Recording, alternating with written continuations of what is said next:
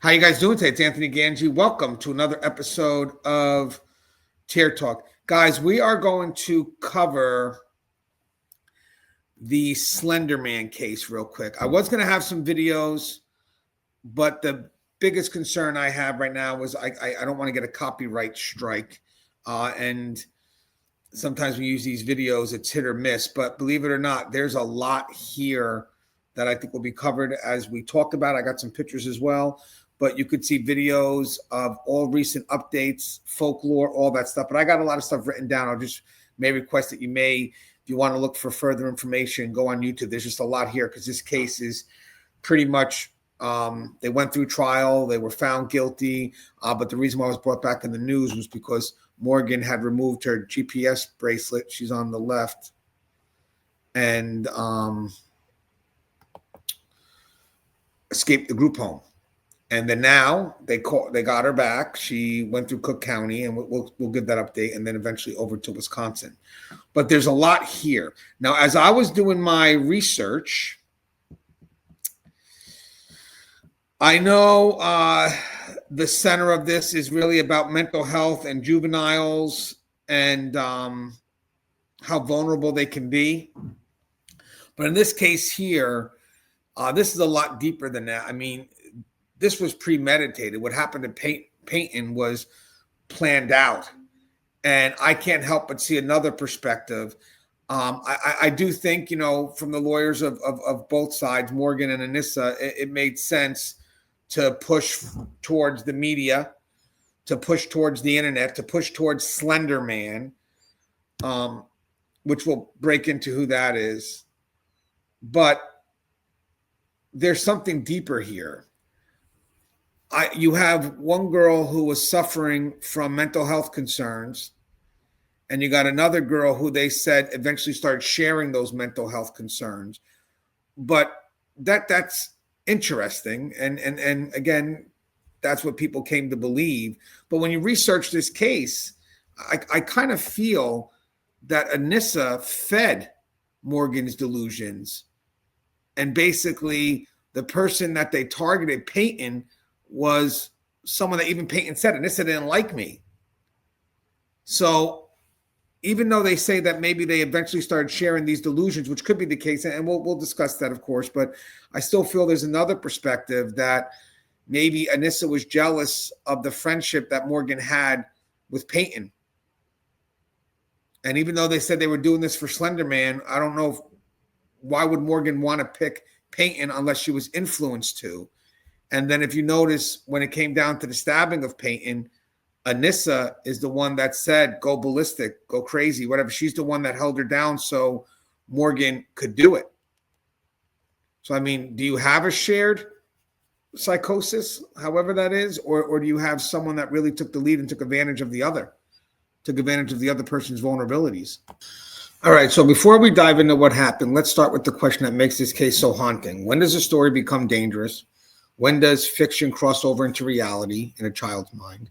And what happens when two 12-year-olds can no longer tell the difference? There's Morgan and Anissa right here.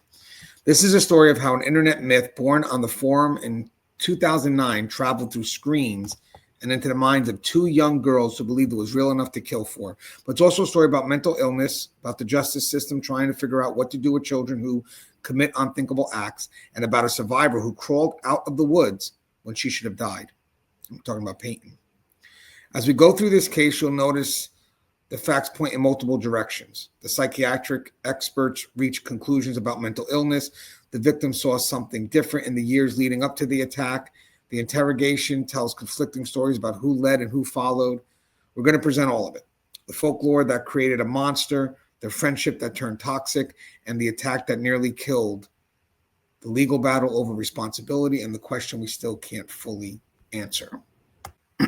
So let's first start with the monster. So on June 10, 2009, that's the thin man right there, the Slender Man. So in 2009, a man named Eric Knutson, using the online pseudonym Victor Surge, was scrolling through a forum called Something Awful. The forum was hosting a contest, create paranormal images. Users were challenged to Photoshop fake evidence of the supernatural into ordinary photographs. Knutson posted 2 black and white images of groups of children at play. In the background of each photo stood an impossibly tall, impossibly thin figure in a black suit. You could see it in the back on one side, see it on the back left of the second photo.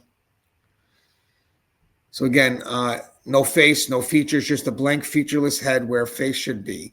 His arms were unnaturally long. Some versions showed them as tentacle-like appendages. Alongside the images, Knutson added short snippets of text formatted like witness accounts of newspaper clippings. For one example, here's a quote: "We didn't want to go. We didn't want to kill them, but its persistent silence and outstretched arms horrified and comforted us at the same time." The post was dated to 1983. Photographer listed as unknown, presumed dead, some even presumed missing. And he called this creation the Slender Man. So what made it spread? Other forum users immediately latched onto the concept, and within days, more people started contributing their own Slender Man photos, stories, and evidence. The character began to develop a mythology. He stalks and abducts children. He lives deep in forests in places humans shouldn't go. He has supernatural abilities, teleportation, mind manipulation, the ability to stretch his limbs. Those who see him too often develop slender sickness, coughing, paranoia, memory loss, violent outbursts, and he can control people, turning them into proxies who do his bidding. The Slender Man moved from something awful to other corners of the internet, creepypasta websites, online repositories of horror fictions presented as true stories. And this became his new home. YouTube series like Marble Hornets, where he was called the operator, told elaborate found footage stories. Video games like Slender, the 8 pages, let players experience being hunted by him. I could have swore I saw this on Roblox too with my girls. I think when they were playing Roblox, I saw an image like this because my girls knew who Slender Man was too. I asked them. And it's funny with the internet, you can try to control what they see, but it's hard to control what comes at them because every time you put a new security measure in, it gets circumvented. Knutson later explained that he was drawing on deep-rooted folklore. The character echoed fairy tales about creatures who lived in the woods and steal children. It was the internet's version of the boogeyman, created collaboratively by thousands of people who added their own details to the legend. I think Supernatural, too, did a show similar to this about the power of stories and how they could make things true. So here's the blurred line. Here's where it gets complicated. Creepypasta sites presented these stories as if they were real. Part of the game was the ambiguous presentation. Are these stories fiction or could they be true? For adult readers and teenagers who understood the context, it was entertainment, scary fun. That's all it was, like Blair Witch Project. But for the younger, more impressionable readers, the line between fiction and reality could blur. So by 2011, the character had spread so widely that a Minneapolis Star-Tribune article described his origin as difficult to pinpoint, as if he might have existed before the internet. And the radio show Coast to Coast AM, a program about the paranormal, even received calls from people asking if Slender Man was real. Even Knutson himself noticed something unsettling. Many people, despite understanding that the Slender Man was created on the Something Awful forum, still entertained the possibility that he might be real. So a question for discussion for us, I like doing that, is we're living in an age where the line between fiction and reality is increasingly blurred. Deepfakes, AI-generated content, stories presented as truth on social media. When you were learning, in my case, so we're learning right now, about this case as we're doing it together, at what point did you realize that the real story here isn't about the internet creating a monster, but about how easily fiction can feel real when you're young and vulnerable? And what does that say about how we need to think about online content and children? And that's kind of a growing discussion right now. What are our kids watching? And now the thing is, what do they start to believe? And again, this happened in 2009, but very relevant today because technology is quick. And when this was getting ready to go to trial a few years ago, the parents of Anissa was concerned with laws in Wisconsin that really didn't take into account technology and how fast it could affect the minds of young children.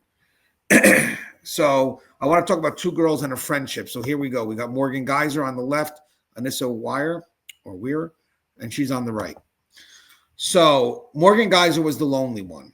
So Morgan was born on May 16, 2002, and by all accounts, she was a lonely child. She struggled to make friends. Her classmates found her a bit odd, a little different, and she spent a lot of time alone. What nobody knew at the time, what wouldn't be discovered until months after what happened, was that Morgan was experiencing symptoms of early onset schizophrenia. She was having hallucinations. She saw figures that weren't there, and she heard voices. In later psychiatric evaluations, Morgan described seeing a character she called It, a smoky, ink-like figure who would speak to her. She'd been experiencing these symptoms for some time before the attack, but she had actively worked to hide them from her family. As her mother later explained, she did make a conscious effort to hide her symptoms from us. I think part of that was because her hallucinations were her friends. And she also told her mother, I didn't want to tell you what I was going through because you would have done something about it. And again, that could be the mother, trying to say that if we knew, we would have done something. So we're not negligent here, because usually when you have something as horrific as this happening, people do look at the families. But it was said that she kept it secret. There were also a family history of schizophrenia through Morgan's parents. There was also a family history of schizophrenia, though Morgan's parents didn't see outward signs that would have raised immediate alarm bells. To them, she just seemed like a quirky, imaginative kid.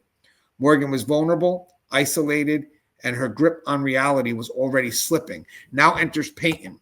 Peyton is the victim here, but she was the kind one. She wanted to be Morgan's friend. So Peyton, who went by the nickname Bella at the time, was the kind of kid who noticed when someone was sitting alone. She was empathetic, kind, the type to reach out. In fourth grade, she saw Morgan sitting by herself at lunch. She was sitting all by herself, Peyton later said, and I didn't think anyone should have to sit by themselves. So Peyton befriended her. They became best friends, and for a long time, Peyton was Morgan's only friend. They would sit together in Morgan's room, painting nails, laughing, making messes. They were close. Morgan needed Peyton, and Peyton stayed. Now you have Anissa Wire. She's the newcomer. Anissa was born November 10, 2001. She lived in the same apartment complex as Morgan and rode the bus with her to school. Like Morgan, Anissa also struggled socially. She wasn't part of the popular crowd. When Morgan and Anissa became friends in sixth grade, they bonded over shared interests: creepypasta, horror stories, and internet urban legends, especially Slender Man. Psychiatric experts will later diagnose Anissa with something rare, shared psychotic disorder, also called folie à deux, madness of two. This is a condition where a person without a primary psychotic disorder begins to share the delusions of someone who does have one. It's most commonly seen in family relationships, parents and child siblings, and almost never between two friends. So it sounds like, maybe in this case, I don't know, but also sounds like it could be a defense. Just saying. Dr. Melissa Wessendorf, the forensic psychologist who evaluated Anissa, explained it this way: it takes a special relationship for that sharing to occur. Delusions are a persistent, false belief that doesn't change much despite contradictory information that is provided. So they're pushing that she may not have been diagnosed with mental health concerns, Anissa, but she could have shared something psychotic and then later developed concerns. But you also could have, and you have to look at it the other way, the fact that Anissa could have took advantage of that, of the concerns Morgan was facing. And then now we're at the point where we're getting ready to go to trial years ago, this could have been a way for them to push the blame upwards. Because you could imagine if this went to trial, they would probably push accountability to each other at first, especially if you have separate lawyers. She forced my daughter to do it. And this one, well, she had mental health, and I don't know, I got caught into that. So now instead of them fighting with each other, say, well, wait a second, hold on. Who's Slender Man? Maybe we could push the blame towards that. And then now it becomes about mental health, vulnerability, juveniles, and their vulnerability towards what's seen on the media. So again, that was a psychiatric diagnosis. That's what experts concluded. Now, Peyton noticed something different. This is what made me look at things a bit differently. When Anissa came into the picture, Morgan changed. I saw the change from fifth to sixth grade when she met Anissa, Peyton later said. That's when I was really wanting to get out of that friendship. Peyton found Morgan's growing obsession with Slender Man disturbing. I thought it was odd. It kind of frightened me a little bit, she said, but I went along with it. I was supportive because I thought that's what she liked. How do we know that, again, just hypothetically, even though she's young, she could have fed into the delusion of Morgan just to kind of motivate Morgan to take that next step? Because it says here, Peyton says that she didn't think Anissa liked her, and maybe there could be jealousy there because Morgan's was friends with Anissa first. I'm sorry, Morgan was friends with Peyton first, the victim. So years later in 2019, an interview, Peyton said something striking. Anissa seemed jealous of her friendship with Morgan. She said she didn't like Anissa, that Anissa was always cruel to me. Peyton's mother explained Peyton was such an empathetic kid. She recognized that Morgan maybe wasn't the healthiest friendship to have, but if Peyton wasn't her friend, she wouldn't have any other friends. So she thought everyone deserved at least one friend. So Peyton stayed, even though she didn't like Anissa, even though she wanted out. Morgan, meanwhile, would guilt Peyton into staying friends with her. Now the obsession grows. Let's just got multiple narratives here, but let's also touch on this again. By September of 2013, Morgan and Anissa's obsession with Slender Man had taken root. They spent hours reading stories on creepypasta websites. They watched videos. They talked about him constantly. They began to believe he was real. They believed he lived in a mansion deep in Nicollet National Forest in northern Wisconsin, about 200 miles away from Waukesha. They believed he had power over them, and they believed that if they didn't prove their loyalty to him, he would hurt them and their families. To become his proxies, his servants, they would need to kill someone. So these two here, chose her. So there's two ways to understand this. Here's where the complexity begins. And again, this relates to that 2019 interview. And then also details of what happened in that moment when Peyton was stabbed. The psychiatric diagnosis tells us that Anissa genuinely came to share Morgan's delusions. She wasn't faking, and by the time of the attack, she truly believed Slender Man was real. But that diagnosis doesn't address a few uncomfortable questions in my mind.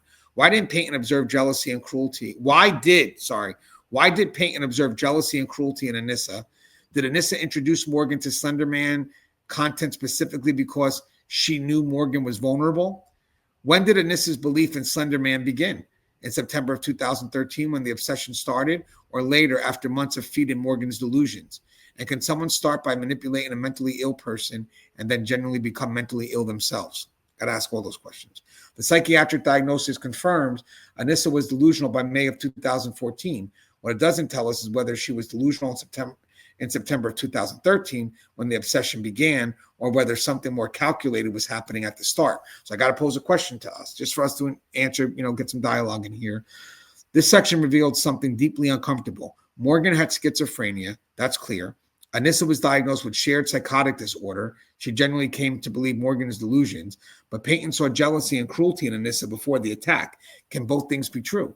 Can someone feed another person's delusions, exploit their vulnerability, and genuinely become delusional themselves in the process?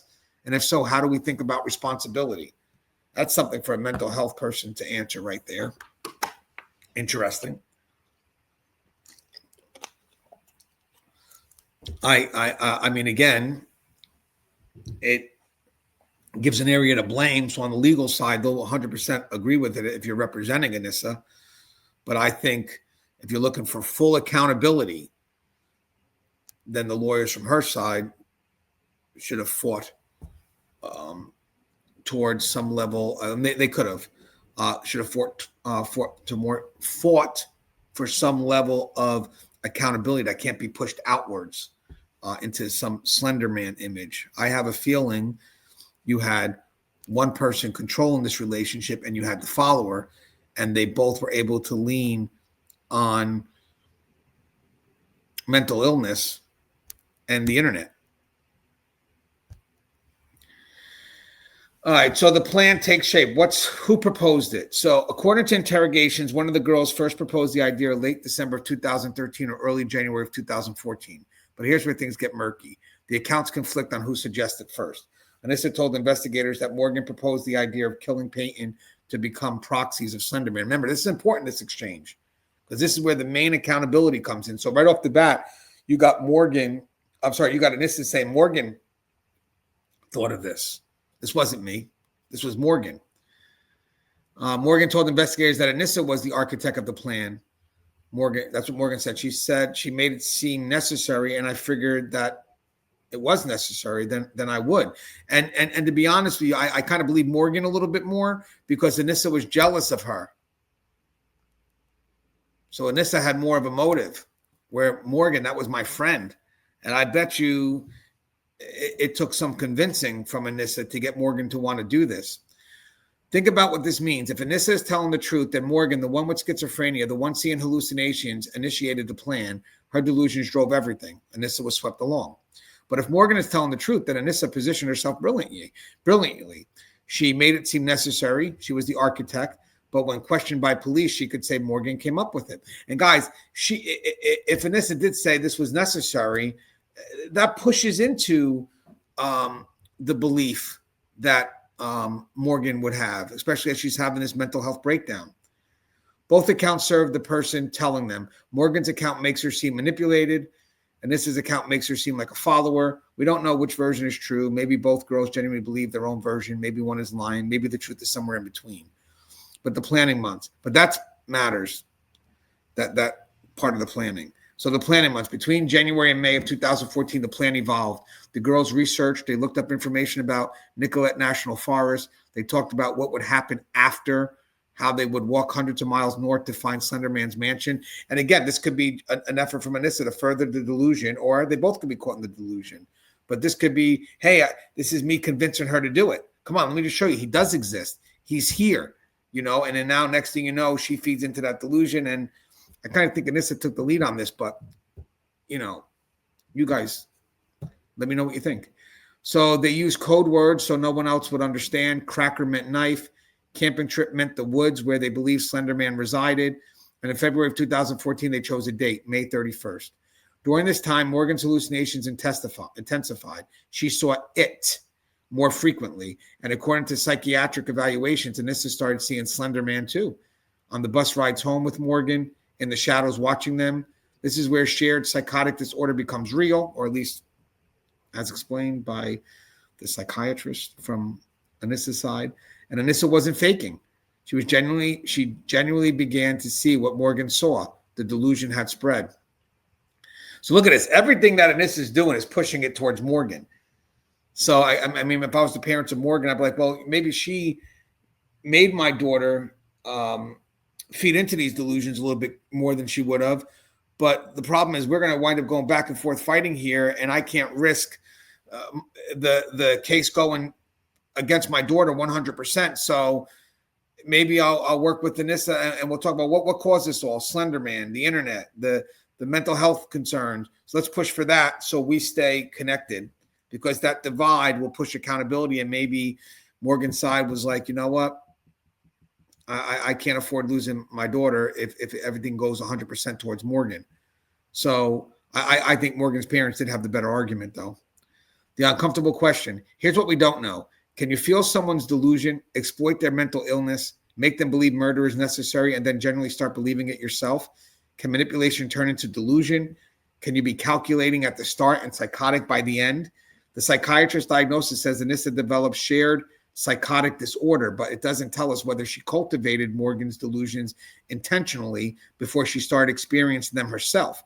Doesn't tell us whether her jealousy of Peyton, which Peyton observed, played any role in selecting the victim.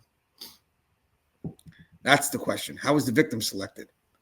That would have exposed motive. Wonder if that was asked. The night before, on May 30th, 2014, the night before, they still weren't sure they could go through with it. They had planned to kill Peyton in the bathroom while she slept. They couldn't do it. So they waited. Morning would come, and they would try again. Now, here's another question for the group. The planning phase lasted months. Morgan says Anissa made it seem necessary. So that's the push. I just can't. She's my friend. You have to. You have to. You said you believe in Slender Man. This is Slender Man. You have to do it for him. You have to do it. You got to show his loyalty. So the necessary is the push, I think, in my mind. It's the push to continue to feed the delusion and force Morgan to act. Anissa says Morgan proposed it. The psychiatric diagnosis says Anissa developed genuine delusions during this time. So I think they're saying that because they know maybe there's more proof that Anissa was pushing it. So let's go ahead and say that this is the point where she became delusional. So if this does get challenged, wait a second. No. You were pushing your thoughts onto her. So she started feeding into your sickness. I didn't know mental health was contagious, but they sold it. The psychiatric diagnosis says Anissa developed genuine delusions during this time, but Peyton observed jealousy and cruelty in Anissa before planning even began. How do we make sense of this? Can someone orchestrate and plan and become delusional in the process? And does it matter who proposed it first if both ended up believing it was necessary?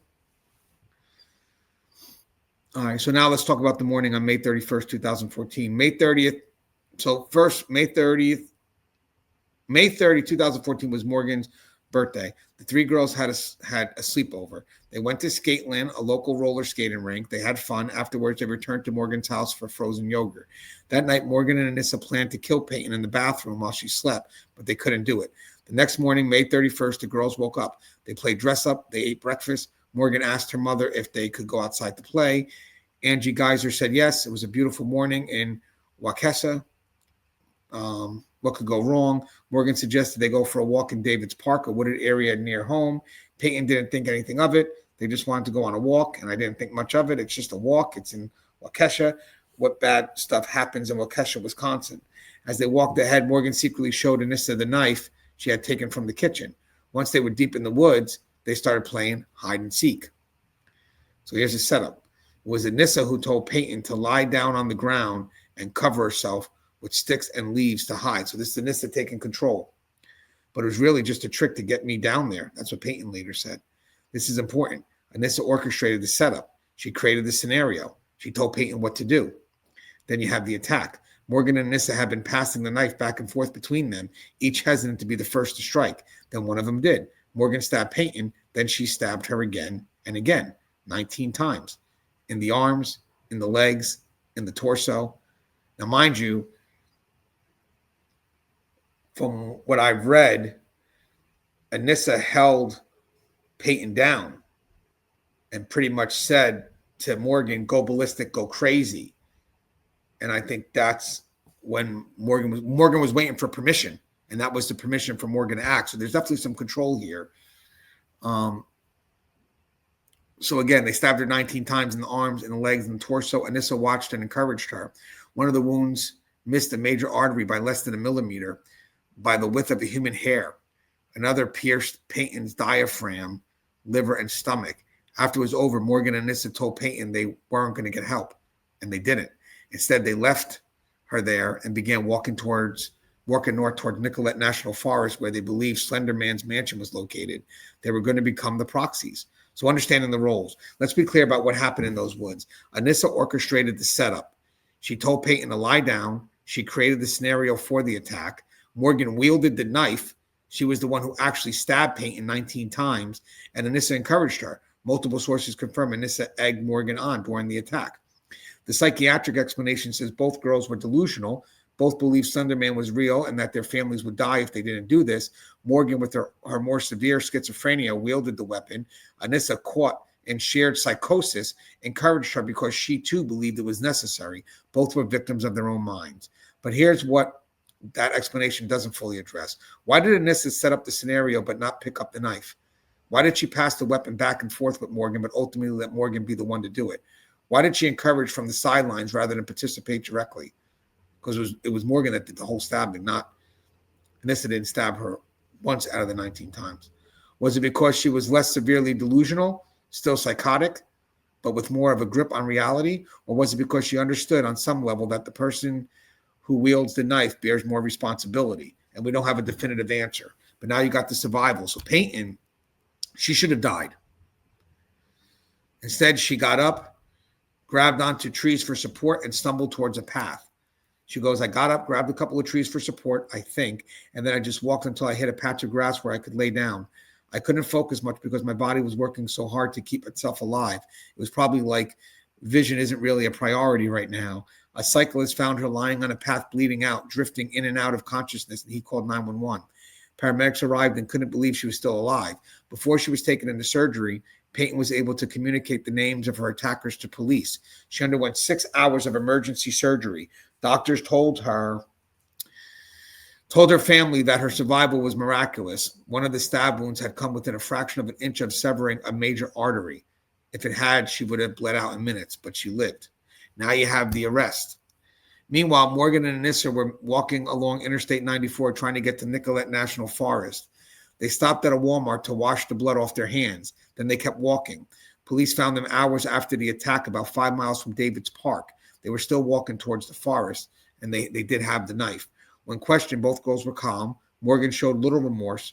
She talked about hallucinations, about the voices about it and Slender Man, and Anissa expressed some guilt but insisted the attack was necessary. Both girls explained they had to do it. Slender Man demanded it. If they didn't kill Peyton, he would harm their families. They were arrested and charged with attempted first-degree intentional homicide, and they were 12 years old. So here's the next question for us. At the moment of the attack, Anissa orchestrates the setup. She passes the knife back and forth with Morgan. She encourages Morgan to stab, but Morgan is the one who actually does it. If both girls were genuinely delusional, if they both truly believed their families would die, does it matter who wielded the knife versus who orchestrated and encouraged it? Or does Anissa's role suggest something more calculated, even within the context of shared delusion? And I'm sure if you had the two families against each other, this would have been expressed. So again, the immediate aftermath. News spread quickly through Waukesha, Wisconsin, a quiet suburb of Milwaukee, where, as Peyton herself said, what bad stuff happened in Waukesha? Two 12-year-old girls had stabbed their classmate 19 times in the woods. They said they did it for Slender Man, an internet monster. The victim was fighting for her life. The story went national within hours, then international. The case became a symbol of internet culture gone wrong, of children losing touch with reality, of something dark lurking in the digital spaces where kids spend their time. But in Waukesha itself, the response was different. The community didn't just watch in horror, they acted. So Peyton's family let it be known that purple was her favorite color. Friends, family, and well-wishers began sending Purple Hearts, handmade cards, drawing crafts to the hospital where Peyton was recovering. The response was overwhelming. Purple Hearts came from across Wisconsin, from across the country, from around the world. And on August 13, 2014, Wisconsin Governor Scott Walker issued a proclamation declaring the day Purple Hearts for Healing Day. He encouraged the people of Wisconsin to wear purple to honor Peyton and her recovery. This little girl is overcoming a terrible ordeal with the help of family, friends, medical professionals, and incredible outpouring of love and support from the great people here in Wisconsin and around the world. And that's from Governor Walker. Her strength and determination are an inspiration. The date, August 13th, was chosen because the number 13 had special meaning for Peyton's family. Most family members were born on the 13th of different months. And then you have the Bratwurst Festival. On August 29, 2014, the city of Madison held a one-day Bratwurst Festival to raise money for Peyton's medical costs. Over 250 volunteers showed up. The event sold more than 15,000 bratwurst and other food items. 45 sponsors contributed. By the end of the day, they had raised over $70,000. An online fund called Hearts for Healing was also created, eventually collecting more than $60,000 in donations. The money would help cover not just Peyton's immediate medical bills for the physical injuries, but also the ongoing cost of therapy for the emotional trauma, therapy that Peyton and her family would need for years to come. Now you have the broader conversation. The attack also sparked a nationwide conversation about the internet's influence on children. The Waukesha School District immediately blocked access to Creepypasta Wiki on all school computers.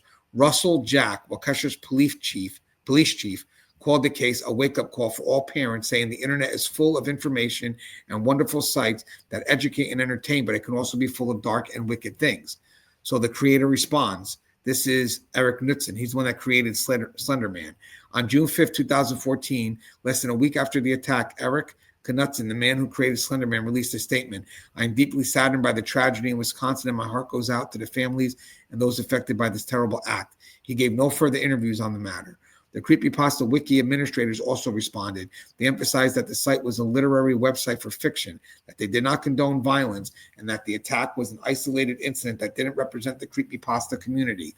Members of the online Creepypasta community held a 24-hour live stream on YouTube on June 13th and the 14th, 2014, to raise money for Peyton. They wanted to show that they cared about the victim and did not condone real-world violence. Then Peyton eventually goes back to school. That's on September 2nd of 2014, just over 3 months after the attack. Peyton returned to Horning Middle School for 7th grade.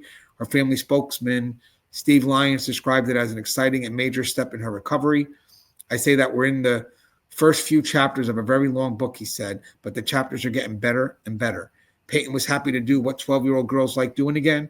She's excelled academically. She participated in school music programs. She volunteered at an animal shelter. but the trauma lingered. She was easily overwhelmed. She got tired quickly, and at night she slept with broken scissors under her pillow, a small gesture that made her feel safer in a world that had suddenly become terrifyingly unpredictable. So here goes another question for the group. The community response to this case shows something powerful about collective healing, but here's the question. Can a community response ever truly heal what happened to Peyton?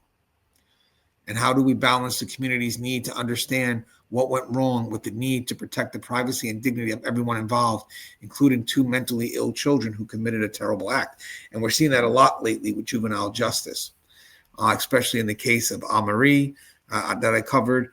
You also see a bastardized version with Jesse Mack Butler. But I mean, this young girl had to sleep with broken scissors under her pillow.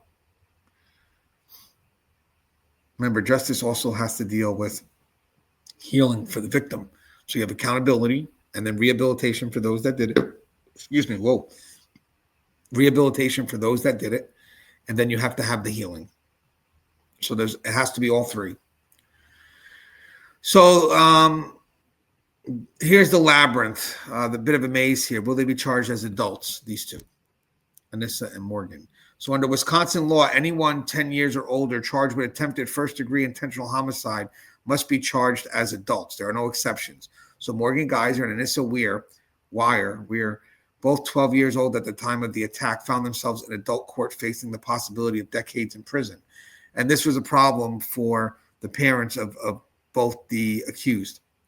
Their attorney immediately filed for a reverse waiver, arguing that the girls were better served by the rehabilitative focus of the juvenile justice system rather than the punitive adult system, which is weird because we have rehabilitation services in adult prisons. Why is that strictly punitive? I don't like the wording of that. The judge denied the motion. The case will remain in adult court. So now you have the mental health evaluations. This is where the case became less about guilt and more about the question, were these girls criminally responsible for their actions? So Morgan Geyser, so she was diagnosed with early onset schizophrenia and psychotic spectrum disorder, had been experiencing hallucinations and delusions for some time before the attack. And again, her family said that she kept that secret. They didn't know. But they said if they did know, they would have done something about it. But they also said that Morgan never told them because Morgan even said, I knew if I told you, you would have done something about it. They saw and heard things that weren't real, including a figure she called it, and believed Slender Man was real and that he would harm her family if she didn't kill for him.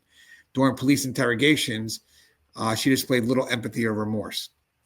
Anissa, on the other hand, diagnosed with shared psychotic disorder, adopted Morgan's delusions because of their close relationships. I feel like it's pushing the buck. Began to see Slender Man herself twice on the bus ride home with Morgan and again while walking to the forest after the attack. How do you prove that? Expressed guilt during interrogations, but still insisted the attack was necessary. And her psychologist explained she was young, looking at this website, and it looks real. Any 12-year-old might have issues determining what's real and what's not real. And it's funny, it's also about the aftermath, too. I believe you can clearly see, even years after, that Morgan is still suffering from mental health, where I don't know if you're getting that from Anissa, from what I looked at. So what does the diagnosis tell us? The diagnosis tell us shared psychotic disorder is rare. Dr. Westendorf testified that it takes a special relationship for that sharing to occur. Happens most often between family members, almost never between friends. The diagnosis confirmed that Anissa genuinely came to believe in Slender Man. She wasn't faking. She saw him. The delusion became real to her. But here's what the diagnosis doesn't answer. Can you cultivate someone's delusion, exploit their vulnerability, introduce them to the very content that will feed their mental illness, and then genuinely become delusional yourself? In other words, can manipulation turn into mental illness? Can you start calculating and end up psychotic? The psychiatric evaluation determined Anissa was mentally ill by the time of the attack, but it doesn't tell us about her state of mind in September of 2013 when she and Morgan first became obsessed with Slender Man. It doesn't tell us whether her jealousy of Peyton, which Peyton observed, played any role in selecting the victim.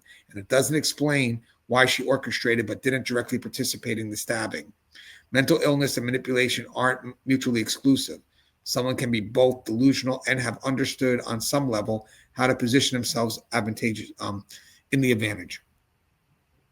So the plea deals.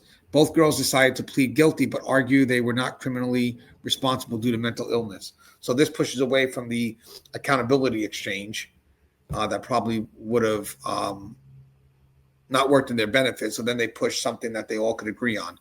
So Anissa, 2017, she pleaded guilty to second-degree attempted intentional homicide as a party to crime. Her case went to jury to determine if she was mentally ill at the time of the crime. The jury found her not guilty by reason of mental disease or defect. She was sentenced to 25 years in a psychiatric facility, not prison. Morgan Geyser, 2018, she pleaded guilty to first-degree attempted intentional homicide. A judge found her not guilty by reason of mental disease or defect. She was sentenced to 40 years in a psychiatric facility. So she got the blunt of it. So again, 40 years versus 25 years. Morgan got 15 more years than Anissa. On the surface, this makes sense. Morgan wielded the knife. Morgan actually stabbed Peyton 19 times. Morgan was charged with first-degree attempted intentional homicide, while Anissa was charged with second degree as a party to the crime. But let's think about what party to the crime means. Anissa could have orchestrated the setup by telling Peyton to lie down. I'm sorry. Anissa orchestrated the setup. She orchestrated the setup by telling Peyton to lie down, passed the knife back and forth with Morgan, encouraged Morgan during the stabbing, and left Peyton there to die. She was present. She was active. She was essential to the crime happening. The sentencing disparity suggests the legal system placed more culpability on the person who wielded the weapon, and that's reasonable. Morgan did the direct act of stabbing, but also raises a question. If Anissa had any level of influence in cultivating Morgan's delusion, if she fed them, if she positioned Morgan to be the one holding the knife, does a 15-year reduction in sentence feel proportional to her role? And then you got the not guilty by reason of mental disease. What does that really mean? So this is critical to understand. Morgan and Anissa were not set free. They were not acquitted in the traditional sense. This legal finding means they committed the act, but they were not in control of their actions due to severe mental illness. They are committed to state psychiatric hospital for treatment, and the length of commitment is tied to what their maximum prison sentence would have been. They can petition for release every 6 months, but release is contingent on proving they are no longer a danger to themselves or others. And if released, they are subject to strict supervision and can be returned to institutional care if they regress. So what's the public reaction? The case sparked intense debate. Some argued these were children with severe undiagnosed mental illness. They needed treatment, not punishment. Locking them up in prison accomplishes nothing. Others argued Peyton nearly died. She will carry physical and emotional scars for the rest of her life. There must be accountability even for children. And still others asked, what about Peyton's voice in all this? What does justice look like for a survivor when the perpetrators are mentally ill children? And what if one of those perpetrators had more control than the diagnosis suggests? So again, another question for us is the psychiatric evaluation determined both girls were genuinely delusional at the time of the attack, but Peyton observed jealousy and cruelty in Anissa before the attack. Anissa orchestrated the setup, but didn't wield the knife. She got 25 years while Morgan got 40. Does this sentencing disparity feel right? Does it account for the possibility that manipulation and mental illness can coexist? Or does the fact that Morgan actually stabbed Peyton make her more culpable, regardless of what led to that moment? And that question, these series of questions, was what made me want to look at this again in a different way. I had a different way I was going to present this, but, it's hard to see this. And it's not to minimize what happened to Peyton. But do you think during this process that Morgan could have been treated unfairly if she was really suffering from mental health illness and could have been taken advantage of? That's hard to say. That's hard to see because of what happened to Peyton. But is it possible? So then you get the Anissa's release. You get the petition. In March of 2021, Anissa Wire, the then 19 years old, petitioned for conditional release from the Winnebago Mental Health Institute. She had spent nearly 7 years in psychiatric care, including time in juvenile detention before sentencing. Our treatment team and independent evaluators agreed she was no longer a danger to herself or others because maybe she never had the concern to begin with. Maybe. I could be wrong. Just maybe. Because the other one is still suffering. Morgan. So the conditions on July 1st, 2021, Judge Michael Bowen granted Anissa conditional release, but this wasn't freedom. It was highly supervised reintegration. Initial release conditions were must live with her father, GPS monitoring 24/7. Note, GPS monitoring was removed in September 2023 after successful compliance. Cannot access the internet outside her father's home. Department of Corrections monitors all internet use and activity. Must continue psychiatric treatment indefinitely. Must attend regular check-ins with case managers. And supervision continues until she's 37 years old. So that's 2039, the length of her original commitment.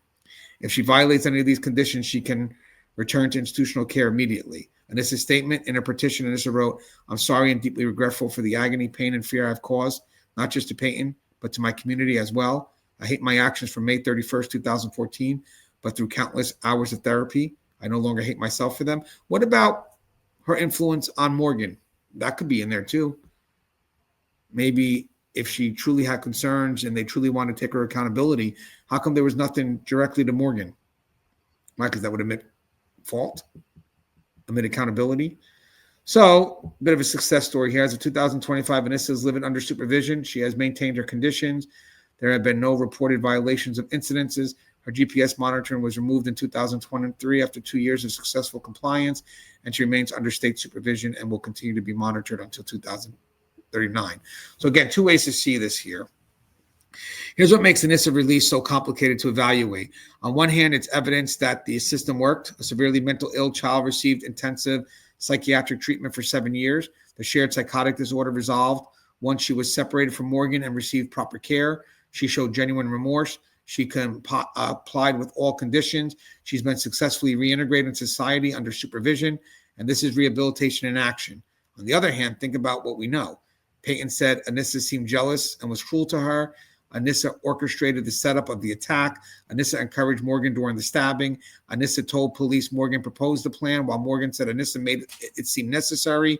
Anissa served 7 years while Morgan got 40, and Anissa's successful release could be evidence of recovery or evidence that she was always better at appearing compliant and stable. So what did Peyton's family respond back when this happened? Peyton's family spokesperson said they were disappointed with Anissa's release and wished that she would have served a longer sentence. They are reasonably comfortable with the conditions Anissa must follow, but the family made clear they wanted her to serve more time. So here's another question for the group. Anissa was released after 7 years. She's living a relatively normal life under supervision. No GPS monitoring since 2023, no violations. So if she was truly delusional and the shared psychotic disorder resolved with treatment, then her release makes sense. But if there was jealousy, manipulation, or calculation involved, if she exploited Morgan's vulnerability, does 7 years feel like justice? And how can we ever know which version is true? Now let's talk about Morgan's long road, the complication. Morgan's path has been far more difficult than Anissa. So in 2022, Morgan petitioned for early release. During evaluation, she made a troubling claim. She said she had been faking her psychotic symptoms in earlier evaluations to avoid being released to her father's care, alleging he had abused her. Psychologists found this concerning and recommended she remain in care. Because again, part of mental health is being aware that you have a mental health concern. So if she's saying she no longer has it and they believe they do, they're going to keep her, because you got to have awareness when you have a mental health concern, because you got that awareness will help you treat it and be trusted to treat yourself when needed. April of 2024, Morgan petitioned again. 2 court-appointed psychologists testified that she was not yet ready for release. They cited concerns about her recent behavior, including not informing her therapy team that she had been reading a book called Rent Boy about murder and selling organs on the black market, communicating with a man who collected murder memorabilia, and instability in her mental health management. So the judge denied her release. Again, these are all definitely mental health concerns for her, but she's a risk. So the breakthrough. In January 9, 2025, Morgan appeared before Judge Bowen again. This time, 3 doctors testified on her behalf, their findings. So Dr. Kenneth Robbins, he's a psychiatrist. He said there's nothing to suggest that she's a danger to herself or others. Morgan had not exhibited symptoms of schizophrenia in 2 years. She had been successfully weaned off antipsychotic medication. She was managing conditions consistent with PTSD and autism. So she's got a few things. Dr. Brooke Lundbaum, she's a psychologist. She agreed Morgan did not pose a threat to herself or others, described her as well-spoken and incredibly bright, and acknowledged the 2021 suicide attempt, but noted significant progress since then. Dr. Robbins also expressed concern. Continual institutionalization was harming Morgan's self-esteem and hope. So yes, perhaps ironically, I think she would be safer outside of Winnebago. Judge Bowen granted Morgan conditional release approval. So here's the plan. Morgan was approved to be placed at a group home in Madison, Wisconsin under these conditions: 24/7 GPS monitoring, regular check-ins with state case managers, continued psychiatric treatment, and supervision until 2058, the length of her original commitment. Finding a placement proved difficult. The first group home in Milwaukee was rejected because it was too close to Peyton, who was living in the area at the time. Eventually, a group home in Madison was secured, and Morgan was placed there in 2025. The exact timing of the move was not publicly disclosed, but occurred several months after the January hearing. And now you have the prosecutor's concerns. Waukesha County District Attorney Leslie Bose opposed Morgan's release from the beginning. At the January 2025 hearing, both officers argued vehemently that Morgan could not be trusted and that releasing her posed a risk. And it could be related to her mental illness.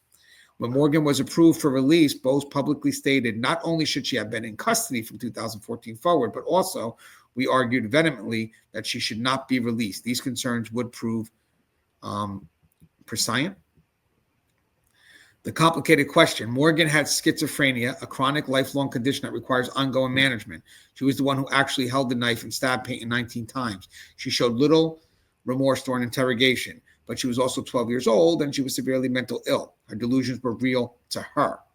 If the manipulation theory has any merit, if Anissa exploited Morgan's vulnerabilities, introduced her to Slender Man, fed her delusions, made the plan seem necessary, and then stood back and watched, then Morgan is both perpetrator and victim. I know it's hard for people to see, but that's a perspective.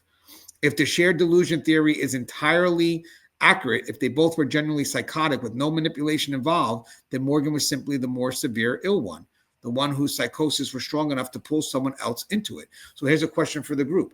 Morgan struggled with multiple release petitions. She claimed at one point she'd been faking symptoms. She was reading violent material. She was communicating with someone who collects murder memorabilia.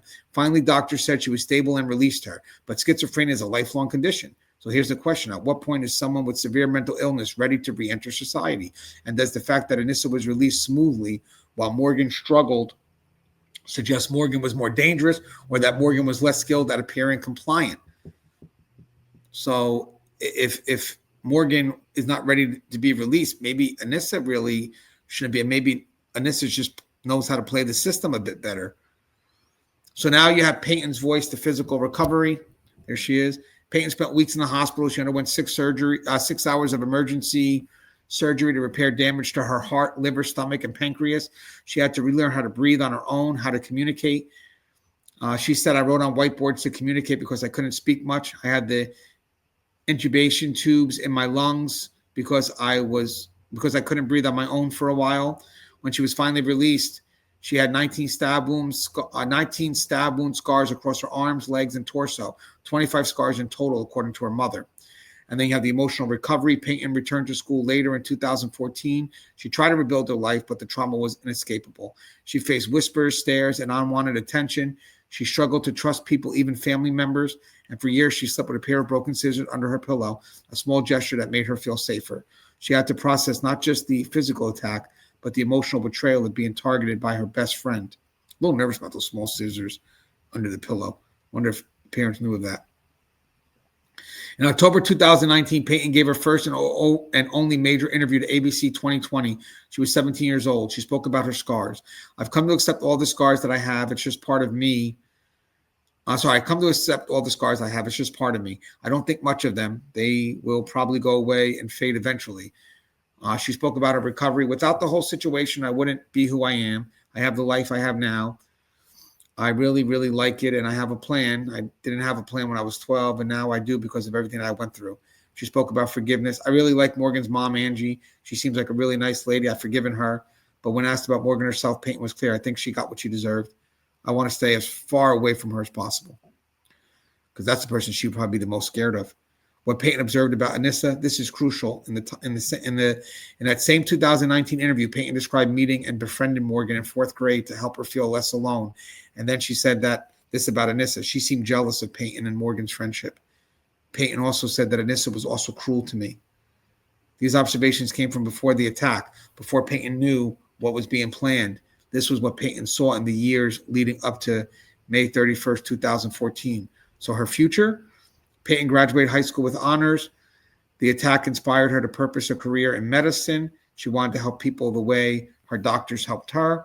And by 2021, she moved out of Waukesha County and was attending college as a sophomore studying in the medical field.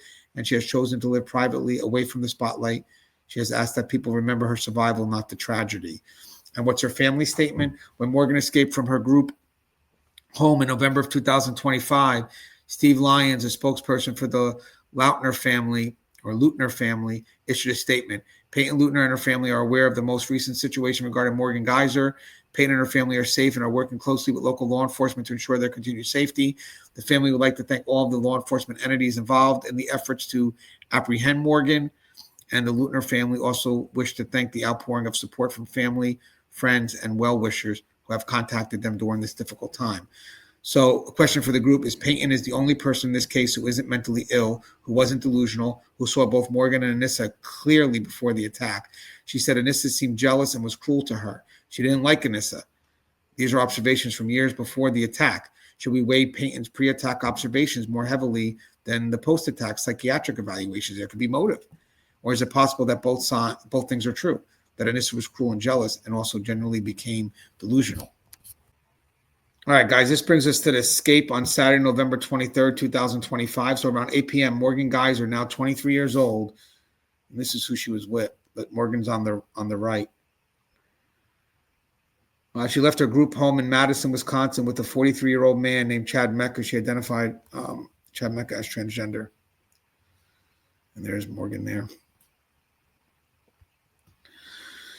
She cut off her GPS monitoring bracelet. The Department of Corrections received an alert that her ankle monitor had malfunctioned. About 2 hours later, they contacted the group home and learned Morgan was gone, but Madison police weren't notified until nearly 12 hours later, Sunday morning at 10:34 a.m. And there's video footage of this whole incident. It's on body cam. You can look it up. Very easy to find. New York Post posted it up as well.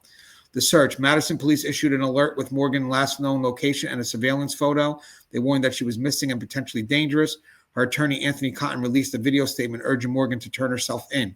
He said, "We just heard the news that Morgan has walked away from the group home that she was housed at. Obviously, it's in her best interest to turn herself in immediately and not continue with this course of action. If anybody has contact with Morgan, hears from her, or if Morgan happens to see this, turn yourself in." Then you have the discovery. Sunday, November 24th, around 10:30 p.m., about 24 hours after she left, police received a call about two people loitering behind a Thornton's truck stop in Poston, Illinois.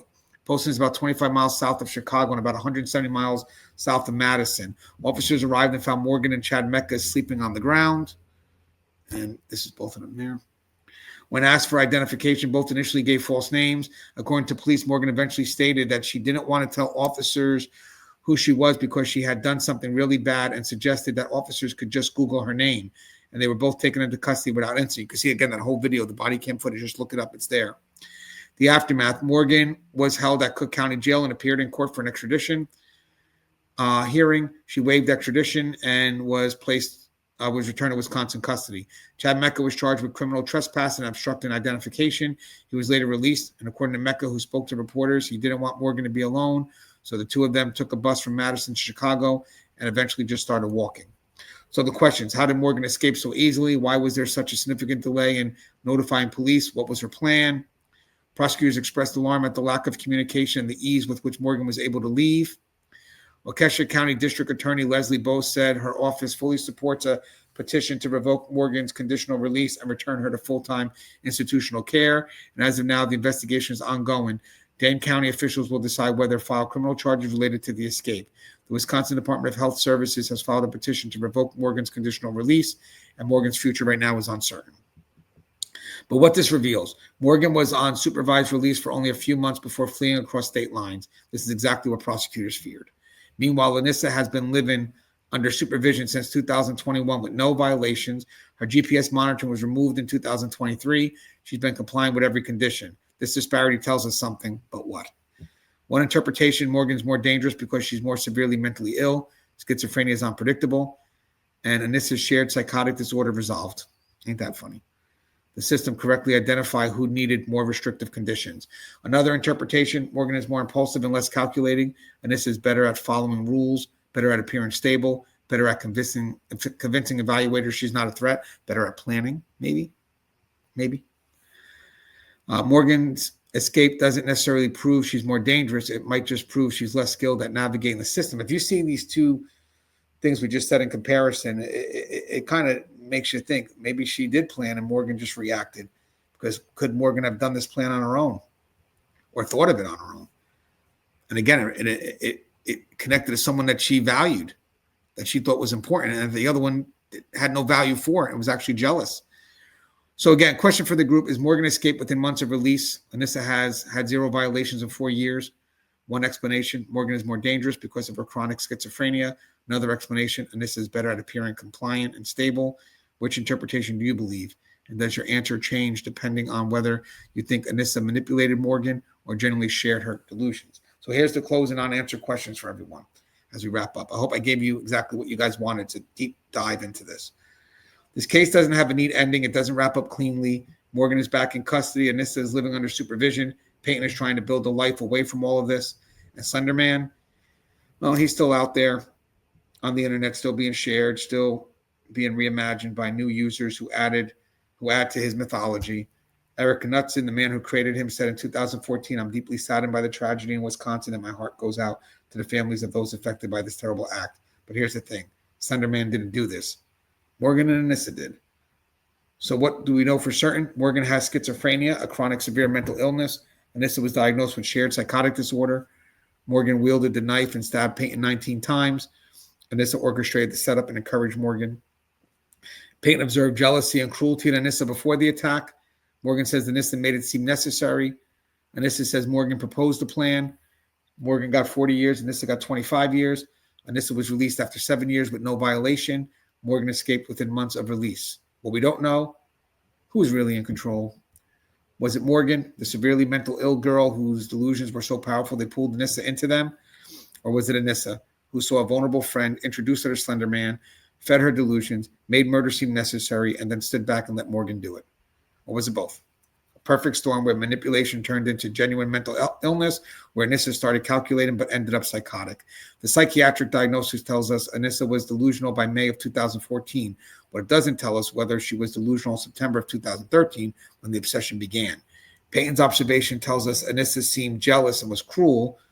What they don't tell us is whether that jealousy translated into deliberate manipulation or whether it was simply the personality traits of a girl who would later become severely mentally ill. The interrogations give us conflicting accounts. The sentencing creates a disparity. The outcomes after release diverge dramatically. So why does this all matter? If Anissa manipulated Morgan, then the justice system got it backwards. The person who should have received the longer sentence got out early and is living successfully under supervision, and the person who was exploited remains in custody after trying to escape. If Anissa genuinely shared Morgan's delusions with no manipulation involved, then the justice system worked. The less severely ill person recovered and was released. The more severely ill person needed more time and proved she wasn't ready by escaping. But what we can't know for sure, and that's what makes this case so haunting, all the facts are there, all the evidence has been presented, the psychiatric experts have weighed in, the legal system has rendered its judgment, but the question remains, when two mentally ill children commit attempted murder and one of them orchestrated while the other one stabbed, and the victim observed cruelty and jealousy in the orchestrator, how do we think about their responsibilities? So here's the questions we're left with. Can someone manipulate another person's mental illness and generally become mentally ill themselves? Should we weight a victim's pre-attack observation more heavily than post-attack psychiatric evaluations? Does it matter who wielded the weapon if the other person created the scenario? And what does successful rehabilitation look like, and how do we distinguish it from successful compliance? At what point does schizophrenia become managed enough for release? And how do we think about accountability when delusions and manipulation might coexist? So here's the final question for you guys before we wrap up. You've heard the entire case now. You know the psychiatric diagnosis. You know Peyton's observations. You know the conflicting interrogation accounts. You know who served what sentence and how they each fared since release. And you know Morgan escaped and Anissa didn't. So here's the final question. Do you think Anissa Weir was a victim of shared psychotic disorder who generally became delusional?